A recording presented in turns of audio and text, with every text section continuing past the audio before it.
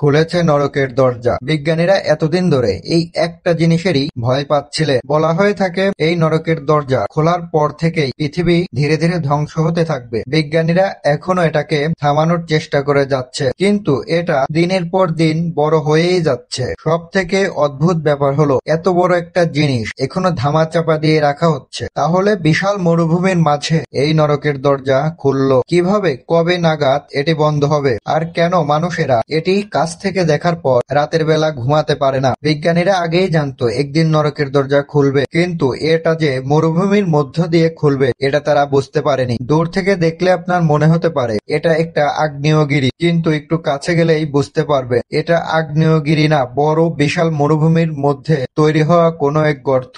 আগুন বের হচ্ছে, এর চারপাশে বেড়া দেওয়া আছে ঠিকই, কিন্তু ধীরে ধীরে এটা বড় হচ্ছে। আর এটাই বিজ্ঞানীদের সব থেকে বড় আতঙ্কের কারণ। এই আগুন থামানোর জন্য গত কয়েক বছর যাবত বিলিয়ন বিলিয়ন ডলার খরচ করেছেন বিজ্ঞানীরা, কিন্তু এই আগুনের সমস্যা হলো এটা যতবারই থামানোর চেষ্টা করা হয় ততবারই এটা বড় হতে থাকে। তুর্কমেনিস্তানের রাজধানী থেকে 260 কিলোমিটার দূরে কারামুন মরুভূমিতে খুলেছে এই নরকের দরজা। এটা 70 মিটার চওড়া এবং 30 মিটার গভীর। এটার নাম দিয়েছেন বিজ্ঞানীরা ডোর টু হেল বা নরকের দরজা। এটাকে নরকের দরজা বলার কারণ হলো এটাকে কোনোভাবেই থামানো যায় না। বিভিন্ন ধরনের মানুষেরা বিশ্বাস করেন খারাপ কাজ করা মানুষেরা এই রাস্তা থেকে নরকে যাবে। ব্যাপারটা হলো এই নরকের দরজা কিন্তু 2-1 দিনে খোলেনি। এটা খুলেছে 1971 সালে। আপনি শুনলে অবাক হবে, এটা ইচ্ছে করেই খোলানো হয়েছে 1971 সালে। সোভিয়েত ইউনিয়নে কিছু বিজ্ঞানীরা এই গর্ত তৈরি করেছেন, তারপর এই গর্তে আগুন ধরিয়ে দেয়। সেই থেকে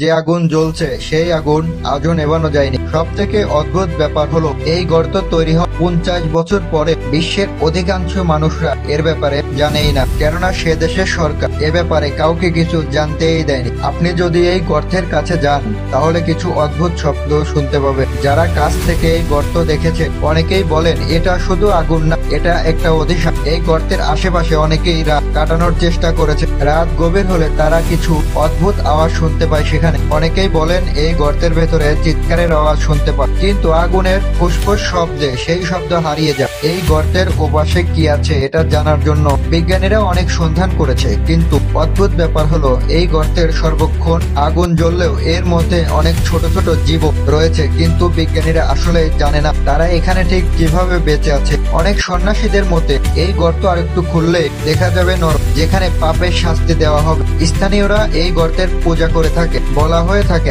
আপনি যদি আপনার শত্রুকে এই গর্ত নরকের দরজাটি দেখাতে পারেন তাহলে সে আপনার শত্রু হবে। তাহলে এই আগুন জ্বলছে কিভাবে? উত্তরটা খুবই সহজ। 1971 সালে যারা এখানে খনন করতে এসেছিল তারা মূলত ভুল করে গ্যাসের খনিতে খনন করে ফেল। তারা যখন বুঝতে পারলেন এখান থেকে গ্যাস বের হচ্ছে, তারা ভাবলেন এখানে আগুন জ্বালিয়ে দিলে গ্যাস দ্রুত পুড়ে শেষ হয়ে যাবে। কিন্তু অদ্ভুত ব্যাপার হল 50 বছর পার হয়ে গেলেও সেই আগুন আজও থামেনি। অবাক করার মতো ব্যাপার হলো বিশ্বের বড় বড় দেশ এই আগুন থামানোর চেষ্টা করেছে, কিন্তু কোনোভাবে এই আগুন থামানো যায়নি। তা আজও যদি আপনি সেখানে যান এই আগুন সেখানে দেখতে পাবেন, কিন্তু সমস্যা ব্যাপার হলো এই আগুন ধীরে ধীরে বাড়ছে, আশেপাশের মাটিও ধীরে ধীরে ধসে পড়ছে। হয়তোবা একদিন দেখা যাবে কয়েকশো কিলোমিটার এলাকা এই নরকের ভেতরে ধসে পড়েছে, আর তখন হয়তো আমরা কোনোদিনই এই আগুন থামাতে পারবো। তুর্কমেনিস্তানের সরকার 2022 সালে এটাকে বন্ধ করার ঘোষণা করে, কিন্তু এটা এখনো বন্ধ হয়নি।